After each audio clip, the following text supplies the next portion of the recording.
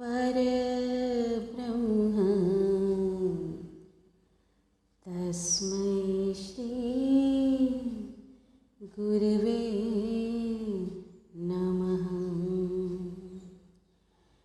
तस्मै श्री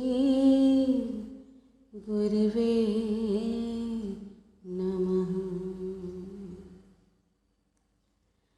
आज आषाढ़ सुद पूनम यानी गुरु पूर्णिमा है।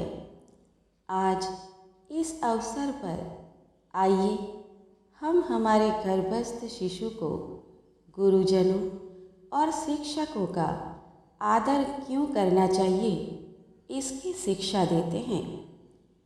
ओ प्यारे से शिशु, गुरु वह होते हैं जो हमें किसी भी प्रकार से नई शिक्षा या स्किल सिखाते हैं, जो हमारे भीतर छिपे गुणों को निखारने में और हमारी प्रतिभा को उभार कर हमारे मजबूत व्यक्तित्व का निर्माण करने में सहायक होते हैं। गुरु हमें हमारे अवगुणों से हमें अवगत करवाकर उनसे मुक्ति का मार्ग भी बताते हैं। इसीलिए गुरु सदैव वंदनीय होते हैं। बेटा, सारे संसार का सर्व प्रकार का ज्ञान इस सृष्टि के रचयिता भगवान श्री कृष्ण के पास है। उनके पास जो ज्ञान है, जो विजडम है, उसी कारण उन्हें जगत गुरु कहा जाता है। इसलिए तो कहते हैं कृष्णं वंदे जगत गुरु। भगवान श्री कृष्ण संसार के पहले गुरु हैं। उसके बाद हमारी जननी यानी हमारी माता हमारी गुरु होती है, क्योंकि वही तो होती है जो हमें गर्भकाल से ही महत्वपूर्ण शिक्षा देती है। हमारे संपूर्ण जीवन का मूल कहीं न कहीं गर्भकाल में होता है। बेटा, हमारे शरीर के साथ साथ माता हमारे व्यक्तित्व का भी गठन करती है। माता जीवन के सामान्य नियमों से लेकर नीति मूल्यों का ज्ञान हमें देती है। इसलिए माता को गुरु का स्थान दिया गया है। बेटा, जन्म के बाद जैसे जैसे हम बड़े होते हैं, हमारे आसपास के लोग भी हमें बहुत कुछ सिखाते हैं। उस हिसाब से वह सारे लोगों को भी हमें गुरु मानकर आदर सम्मान देना चाहिए। बेटा, जब आप इस 9 महीने और 9 दिन की गर्भ यात्रा के बाद इस धरती पर जन्म लोगे, तब आप भी आपके परिवारजन और आसपास के अन्य लोगों से हर रोज़ कुछ न कुछ सीखते जाओगे। बेटा, आप उन सभी के लिए कृतज्ञ रहना, क्योंकि उन्हीं से आप अपने जीवन की प्राथमिक शिक्षा प्राप्त करोगे। बेटा, जब आप बाद में स्कूल और कॉलेज में पढ़ाई करने जाओगे, तब वहाँ भी अलग अलग विषयों का आप शिक्षकों से प्रशिक्षण लेंगे। वह आपको भिन्न भिन्न विषयों में आपको पारंगत बनाने में सहायक होंगे। शिक्षक केवल इतिहास, गणित और विज्ञान ही नहीं सिखाते, वह उसके साथ साथ जीवन जीने की कला भी सिखाते हैं।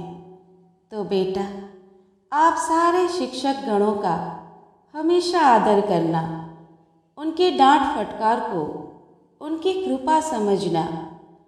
हमेशा ये याद रखना कि वह आपके हितैषी है और वह जो भी करेंगे इससे अंत में आपका कल्याण ही होगा।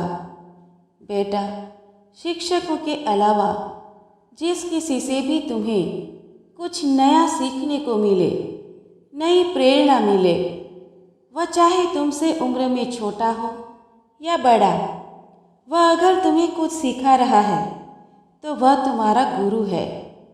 कभी कभी हमें प्रकृति से भी प्रेरणा मिलती है, जैसे एक गुलाब का फूल बिना किसी आशा से खिलता है और अपनी खुशबू फैलाता है, चाहे उसे कोई देखे या ना देखे।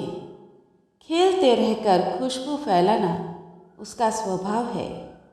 ये गुलाब का फूल भी हमें जीवन में बिना कुछ वापस पाने की इच्छा रखते हुए निष्पृह रहकर हमेशा मुस्कुराते रहने की प्रेरणा देता है। तो ये गुलाब भी जब कुछ सिखा रहा है तो वह भी हमारा गुरु है। बेटा, दरअसल यहाँ हर किसी से हम कुछ न कुछ सीख सकते हैं। उसके लिए हमेशा मन में नया सीखने की चाहत जगाए रखना। ये चाहत ही तुम्हें हमेशा विनम्र बनाकर रखेगी और यही विनम्रता तुम्हें एक दिन ऐसे गुरु से मिलाएगी जो तुम्हें परमात्मा की प्राप्ति का मार्ग बताएंगे। बेटा, संत कवि कबीर ने एक दोहे में कहा है, गुरु गोविंद दो खड़े काके लागू पाए, बलिहारी गुरु आपने गोविंद दियो बताए। अर्थात अगर मेरे सामने गुरु और गोविंद यानी परमात्मा एक साथ खड़े हैं तो मैं प्रथम मेरे गुरु को प्रणाम करूँगा, क्योंकि उन्हीं ने तो मुझे परमात्मा से मिलाया है।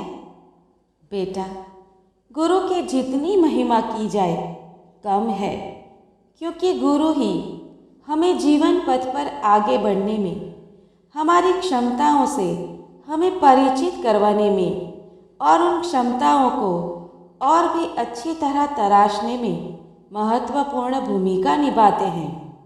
वह हमें कच्चे हीरे से कोहिनूर बनाते हैं। इसीलिए गुरु ही ब्रह्मा है, गुरु ही विष्णु और गुरु ही महेश्वर यानी भगवान शिव है। गुरु ही साक्षात परब्रह्म है।